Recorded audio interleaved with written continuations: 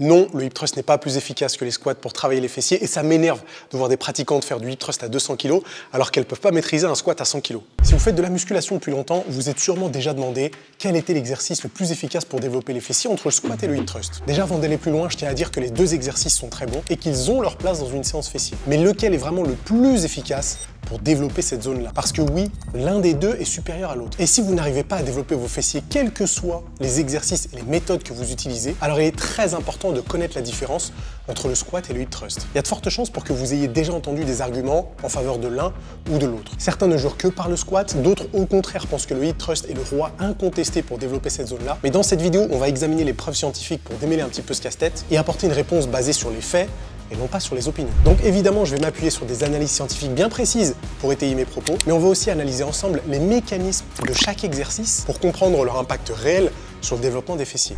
Pendant mes premières années de musculation, je me suis toujours posé la question suivante.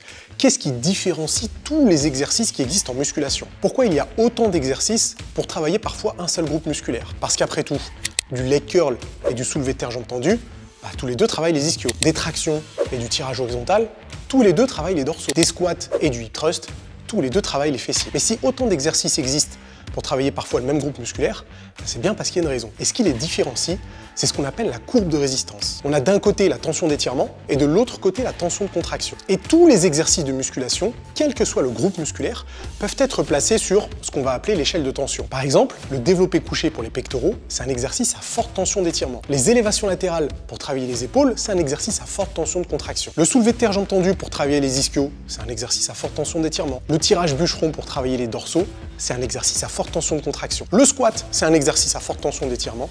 Et le hip thrust, c'est un exercice à forte tension de contraction. D'ailleurs, on ne peut pas faire plus forte tension de contraction que le hip thrust. Comment reconnaît-on des exercices à forte tension d'étirement et des exercices à forte tension de contraction? Reprenons l'exemple des élévations latérales parce que c'est très simple à comprendre. Les élévations latérales, c'est un exercice qui est très facile en bas, très difficile en haut. Et en position haute, votre muscle est contracté. Donc, les élévations latérales, c'est un exercice à forte tension de contraction. Le développé couché, c'est un exercice très facile en haut, très difficile en bas. Et en bas, le grand pectoral est étiré. Le développé couché est donc un exercice à forte tension d'étirement. Le hip thrust est très facile en bas, très difficile en haut. Et en haut, le grand fessier est contracté. Le hip thrust est donc un exercice à forte tension de contraction. Et au contraire, le squat est très facile en haut, très difficile en bas. En bas, le grand fessier est étiré. Le squat est un exercice à forte tension d'étirement. Vous n'avez pas besoin d'avoir de grandes connaissances en anatomie, en biomécanique. En général, c'est quand même assez instinctif, mais encore faut-il prêter un peu d'attention aux exercices que vous allez réaliser. Et pour se concentrer un peu plus sur les fessiers, les exercices à forte tension d'étirement, il y en a un paquet. Le squat, les step-up, les fentes bulgares, soulevé de terre classique et soulevé de terre sumo, fente avant, fente arrière, fente en déplacement, kickback à la poulie à condition d'effectuer d'une manière bien spécifique. Tout ça, c'est des exercices à forte tension d'étirement. Et d'un autre côté, on a les exercices à forte tension de contraction qui sont beaucoup moins nombreux pour les fessiers. On a bien sûr le hip thrust et toutes ses variantes. On a le pull-through qui peut être intéressant en fonction des circonstances. On a encore une fois le kickback à la poulie à condition de se positionner d'une manière bien spécifique. Et c'est à peu près tout. Je dois probablement en oublier un ou deux comme pour les exercices à forte tension d'étirement, mais vous avez compris le principe. On peut ajouter à ça les exercices qu'on ne peut ranger dans aucune catégorie parce que ce sont des exercices à tension continue. Et je vous vois venir, non, la poulie ne permet pas de travailler en tension continue. C'est faux. La seule façon de travailler en tension continue, c'est d'utiliser des machines. Mais de travailler sur une machine ne vous permet pas automatiquement d'avoir une tension continue. Je sais, là, ça devient un peu compliqué. Mais c'est pas ce qui nous intéresse pour la vidéo du jour, donc si vous voulez, on pourra en reparler dans une autre vidéo. Et là, vous allez sûrement me dire, mais qu'est-ce qu'on en a à faire de savoir tout ça? Qu'est-ce qu'on en a à faire que des exercices soient à forte tension d'étirement ou à forte tension de contraction?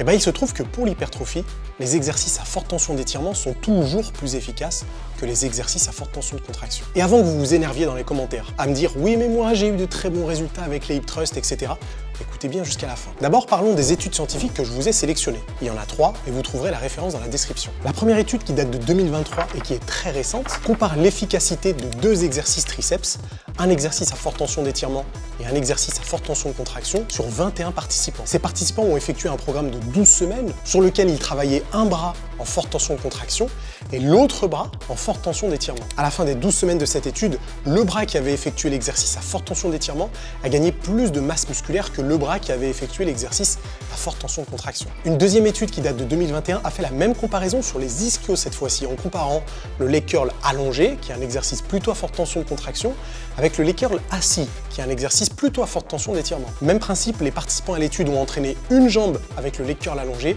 et une jambe avec le leg curl assis. Pas de surprise, comme pour l'étude précédente, la jambe qui a fait du leg curl assis a gagné 14% de masse musculaire, alors que la jambe qui a fait le leg curl allongé a gagné 9% de masse musculaire.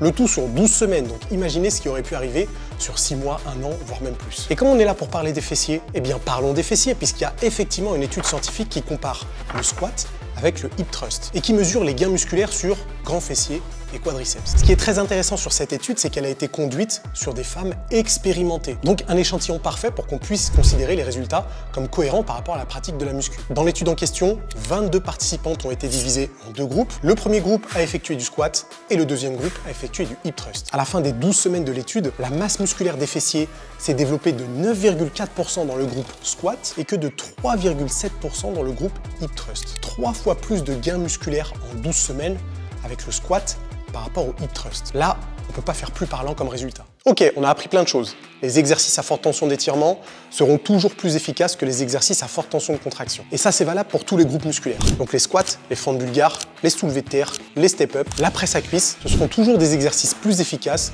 que le hip thrust, kickback à la poulie, etc. etc. Est-ce que c'est une raison pour ne plus jamais faire de hip thrust dans vos séances fessiers? Absolument pas.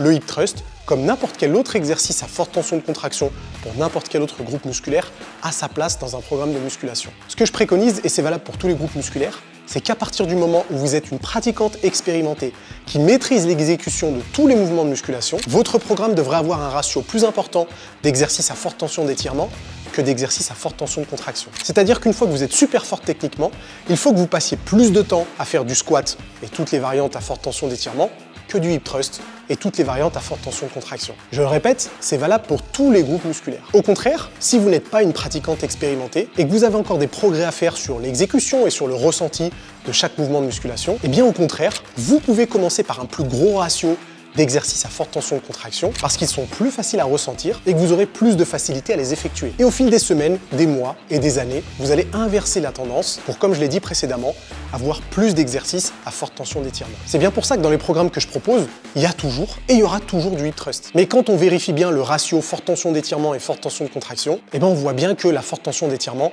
l'emporte toujours. Laissez-moi partager en exemple à quoi pourrait ressembler une séance quadriceps fessier, qui est d'ailleurs tirée de mon nouveau programme que j'ai sorti il y a quelques semaines, un programme spécialement dédié aux femmes, que vous allez pouvoir suivre pour évidemment développer les fesses, mais développer un physique esthétique. Je vous en parle juste après et vous pourrez trouver le lien dans la description pour le commander, mais intéressons-nous à la séance. Exercice 1, du squat, plutôt focus quadriceps. Exercice 2, presse à cuisse, exercice à forte tension d'étirement pour les fessiers. Exercice 3, fente bulgare, forte tension d'étirement encore une fois pour les fessiers. Exercice 4, kickback à la poulie basse, forte tension de contraction, enchaîné avec des step-up, forte tension d'étirement. Et puis ensuite, on termine par un superset leg extension air squat, et ça c'est juste pour les quadriceps. Donc vous voyez que sur les 4 exercices destinés à travailler les fessiers, il y en a 3 à forte tension d'étirement et 1 à forte tension de contraction. Alors c'est pas toujours ce ratio-là, mais si on fait le ratio complet sur tous les exercices du programme, on doit probablement se retrouver avec 2 tiers à forte tension d'étirement et 1 tiers à forte tension de contraction. Et si vous voulez un peu plus d'inspiration pour travailler vos fessiers et un programme cohérent qui vous permettra de développer tout le corps, et ben commandez le programme BBS, c'est le premier lien dans la description. C'est un programme de 12 semaines qui est destiné à prendre du muscle. On parle pas de perte de gras. Dans ce programme, je mets un tout petit peu l'accent sur les fessiers, mais il y a également tout ce qu'il faut pour travailler tous les groupes musculaires. Donc oui, vous travaillerez les pecs, vous travaillerez le dos, vous travaillerez les épaules et les bras. Parce que le but, c'est d'avoir un programme ultra cohérent, destiné à avoir le physique le plus esthétique possible. Il y a déjà des centaines de femmes qui ont rejoint le programme BBS. D'ailleurs, si vous en faites partie, n'hésitez pas à donner vos impressions dans les commentaires. Les séances sont variées, intensives, cohérentes. Ça sera une excellente façon de se dépasser et d'avoir la meilleure progression possible en un minimum de temps. Le programme est accessible que vous vous entraînez 4 fois, 5 fois, 6 fois par semaine. Il y a aussi une partie diète pour optimiser vos résultats à la salle. Et je vous explique exactement comment gérer vos macronutriments pour que vous puissiez prendre le plus de muscles possible en un minimum de temps. Donc si vous êtes une femme et que vous voulez un programme efficace, cohérent, qui a été construit en étudiant les dernières études scientifiques, alors téléchargez BBS premier lien dans la description. Bon, j'avoue que cette vidéo, je la fais aussi parce que j'en ai un peu marre de voir des pratiquantes sur les réseaux sociaux faire des séries de 10 répétitions à 200 kg au hip thrust avec une technique plus qu'approximative, alors qu'elles ne sont pas capables de faire une série de 10 à 100 kg au squat avec une très bonne technique. Soulever très lourd au hip thrust, d'une part, ça impressionne personne, et d'autre part, c'est pas le gage d'avoir beaucoup de force ou d'avoir un très bon niveau. Le problème, c'est que soulever très lourd au hip thrust, c'est un peu comme soulever très lourd à la presse à cuisse. En général, les personnes qui se vantent de faire ça, que ce soit des hommes ou des femmes, c'est qu'elles sont pas très fortes au squat. Et posez-vous la question suivante. Est-ce que ça vous est déjà arrivé de voir des pratiquants ou des pratiquantes soulever très lourd au hip thrust sans avoir un fessier hyper développé? La réponse est oui, on en voit partout. Par contre, est-ce que vous avez déjà vu un pratiquant ou une pratiquante soulever très lourd au squat sans avoir de fessier développé? C'est simple, ça n'existe pas. Donc maintenant que vous avez vu cette vidéo,